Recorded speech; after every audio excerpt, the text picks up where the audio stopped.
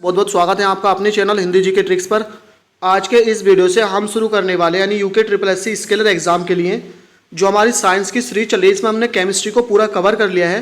तो यहाँ पर आज का ये वीडियो होने वाला फिजिक्स का क्लास 1 यानी फिजिक्स का पहला वीडियो। बिल्कुल सिलेबस के अकॉर्डिंग चलेंगे, टॉपिक वाइज चलेंगे, जैसे कि आपका दे रखा है। पहले ही क्या कहा था, जो फिजिक्स का पहला टॉपिक है उस पर गोलाकार दर्पण है यानी कि गोलीय दर्पण। तो गोलीय दर्पण के बारे में पूरे का पूरा आज के इस वीडियो में हम जानने वाले हैं। तो चलिए करते हैं शुरू।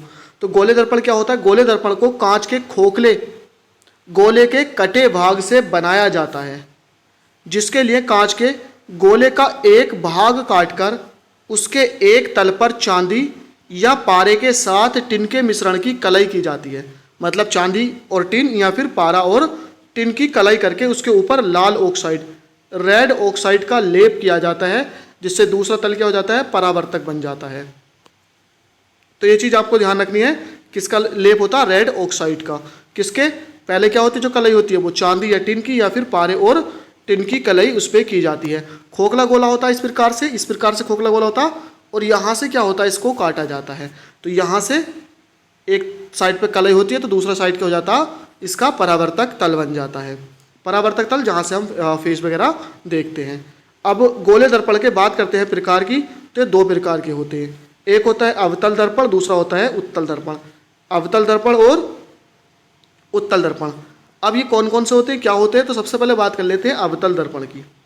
जिस दर्पण का उभरे तल पर कलई होती है तथा दबे तल से परावर्तन होता है, उसको क्या कहते हैं? अवतल दर्पण कहते हैं। देखिए अवतल यानी दवातल, तो इसमें उभरे तल पे बैक में आप देख रहे होंगे ये वाला बैक में ये क्या है? कलई हुई है, इस पर बैक में कलई। और यहाँ से क्या होगा? सामने वाले इसका ये जो इसका दवा तल है इससे परावर्तन होगा, तो इसको परावर्तक तल कहते हैं, और उभरे तल पर इस पर कलई होती है। सेम है उत्तल दर्पण। जिस दर्पण पर दबे तल पर कलई होती है तथा उभरे तल से क्या होता है? परावर्तन होता है, इसको उत्तल दर्पण कहते हैं। तो इसमें क्या होता है? दबे तल पर यानी जो निचला वाला तल है, यहाँ पर देख रहे होंगे जो दवा तल है इस पर कलई है, और जो उभरा तल है इस पर क्या है? ये परावर्तक तल है। तो ये होता है उत्तल दर्पण। तो ध्यान रखना, अवतल दर्पण दबे तल से परावर्तन होता है, उत्तल में उतले हुए यानी उभरे तल से क्या होता है? परावर्तन होता है। उसके बाद है गोलीय दर्पण से संबंधित महत्वपूर्ण परिभाषा, ये आपको समझनी है। तो सबसे पहले है वक्रता केंद्र क्या होता है, क्योंकि आगे जब हम प्रतिबिंब का बनना सीखेंगे तो इन सारी चीज़ों का हमको बहुत अच्छे से ध्यान रखना, पता होना चाहिए। तो जिस खोखले गोले को काटकर गोलीय दर्पण बनाया जाता है, उस खोखले गोले का केंद्र ही क्या कहलाता है? गोलीय दर्पण का वक्रता केंद्र कहलाता है। जैसे मान लीजिए हमारे पास ये कोई खोखला गोला था, है ना, और इसे यहाँ से काट के ये हमारा दर्पण बनाया गया है ना। मान लीजिए ये हमारा एक अवतल दर्पण था, है ना, ये बनाया गया। तो इसका केंद्र अगर यहाँ था, तो जो इस खोखले गोले का केंद्र था वही इस क्या होगा? दर्पण का केंद्र होगा। तो जिस खोखले गोले को काटकर गोलीय दर्पण बनाया जाता है, उस खोखले गोले का केंद्र क्या कहलाता है? गोलीय दर्पण का केंद्र कहलाता है। बात करते हैं वक्रता त्रिज्या यानी कि आर। किसी गोलीय दर्पण के वक्रता केंद्र से दर्पण तक की दूरी वक्रता त्रिज्या कहलाती है। यानी अगर हमारा ये कोई दर्पण है, ठीक है, ये मैंने कैसा दर्पण बना दिया? अवतल दर्पण। ये हमारी क्या है? सी है, वक्रता केंद्र है। तो इस सी से इस दर्पण तक की दूरी क्या कहलाएगी? हमारी आर कहलाएगी, वक्रता त्रिज्या कहलाएगी। नेक्स्ट है पॉइंट नंबर 3, ध्रुव। दर्पण के द्वारक के मध्य बिंदु को उसका ध्रुव कहते हैं। दर्पण के द्वारक के मध्य बिंदु को, मान लीजिए ये हमारा एक दर्पण है और ये इसका क्या हो गया? ये पूरे का पूरा ये दर्पण है, ये इसका पूरा जो द्वारक है, इसका जो मध्य बिंदु यहाँ पर जो सेंटर, ये पी होगा, ये पी होगा। ध्यान रखना, ये सेंटर होता है सी, और यहाँ से यहाँ तक की दूरी क्या होती है? आर कहलाती है। नेक्स्ट है मुख्य अक्ष। मुख्य अक्ष क्या होता है? दर्पण के ध्रुव पी तथा वक्रता केंद्र सी को मिलाने वाली काल्पनिक रेखा मुख्य अक्ष कहलाती है। ध्यान रखना, ये काल्पनिक रेखा होती है। यानी मैंने बताया था आपको, देखिए ये हमारा एक दर्पण है, ये क्या आ गया? इसके सेंटर में पी आ गया, और ये क्या हो गया? इसका सी, वक्रता केंद्र। तो इसको मिलाने वाली जो रेखा होती है ये मुख्य अक्ष कहलाती है। ये रेखा क्या होगी? मुख्य अक्ष। उसके बाद दर्पण का द्वारक।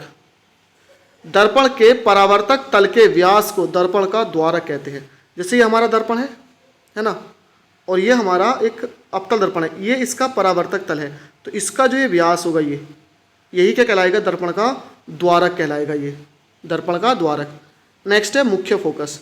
मुख्य अक्ष के समांतर आने वाली प्रकाश किरणें दर्पण से परावर्तन के बाद मुख्य अक्ष के जिस बिंदु पर मिलती हैं या मिलती हुई प्रतीत होती हैं उस बिंदु को मुख्य फोकस कहते हैं। अब इसको समझिए।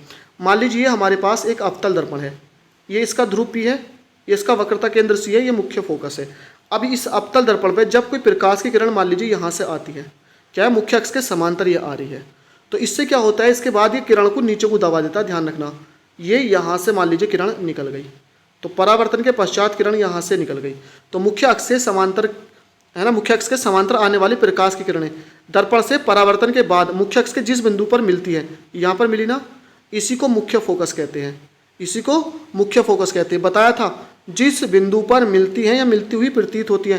ध्यान रखना, अवतल दर्पण पर मिल जाती है, लेकिन अगर यही बात करूँ मैं उत्तल दर्पण, तो उत्तल दर्पण ऐसा होता है, इसका मुख्य अक्ष आ गया, इसके समांतर ये कोई किरण है, तो ये तो ऐसे परावर्तित करता है ना, ये ऐसे किरण को फैला देता है। तो अगर हम बात करें इस किरण को अगर मैं सीधा लाऊं तो ये कहाँ मिलेगी, ये कुछ यहाँ मिलेगी, तो इसका मुख्य फोकस पीछे की ओर होता है, किसका, उत्तल दर्पण का। तो बस ये जिस बिंदु पर मिलती है उसी को मुख्य फोकस कहते हैं। तो मुख्य अक्ष के समांतर आने वाली प्रकाश किरणें दर्पण से परावर्तन के बाद मुख्य अक्ष के जिस बिंदु पर मिलती है, मिलती हुई प्रतीत होती है, उसी को मुख्य फोकस कहते हैं। नेक्स्ट है फोकस दूरी। दर्पण के ध्रुव से मुख्य फोकस तक की दूरी को फोकस दूरी कहते हैं। अभी बताया था ना, ये हमारा वक्रता केंद्र C हो गया, ये हमारा ध्रुव P हो गया, और ये हमारा मुख्य फोकस F हो गया। ध्यान रखना, जो वक्रता केंद्र होता है मुख्य फोकस उसका आधा होता है, लगभग उसके मध्य में होता है।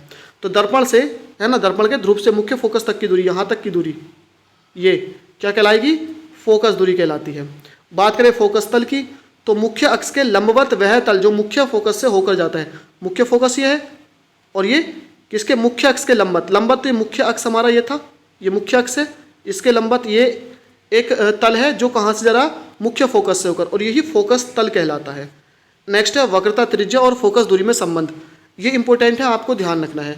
तो फोकस दूरी जो होती है F = R/2 होती है, यानी वक्रता त्रिज्या की आधी, या R = 2F होती है। एग्जाम में आपसे डायरेक्टली यहाँ से क्वेश्चन बनेगा, वक्रता त्रिज्या आपको दे देगा, फोकस दूरी पूछेगा, या फिर फोकस दूरी दे देगा और वक्रता त्रिज्या पूछेगा, कोई सा एक देगा और दूसरे को पूछा जाएगा। साथ ही साथ एग्जाम में आपसे यहाँ से ये क्वेश्चन भी बन सकता है कि फोकस दूरी और वक्रता त्रिज्या में क्या संबंध होता है, इनका संबंध बताइए। तो फ्रेंड्स, ये हमारा फिजिक्स का क्लास 1 था, यानी कि पहला वीडियो था। केमिस्ट्री हमारी कंप्लीट हो चुकी है, लगभग 25 से 26 वीडियो हमने उसके अपलोड किए हैं। बाकी अगर टाइम बचेगा तो बायोलॉजी की हम सीरीज शुरू करेंगे। मतलब मैं कह नहीं रहा कि बायोलॉजी में आपको कराऊंगा, शुरू से मैं आपको केमिस्ट्री और फिजिक्स के लिए बोल रहा था। तो केमिस्ट्री और फिजिक्स हमारे चैनल पर बहुत अच्छे से मैं आपको करा दूंगा, बिल्कुल टॉपिक वाइज कराऊंगा। फिजिक्स की आज से शुरुआत हो चुकी है, तो अपने फ्रेंड को, अपने परिवार वालों को वीडियो को शेयर करना ना भूलें। आपका कोई फीडबैक हो उसको कमेंट कर दीजिए। थैंक यू फॉर वॉचिंग, मिलते हैं नेक्स्ट वीडियो में।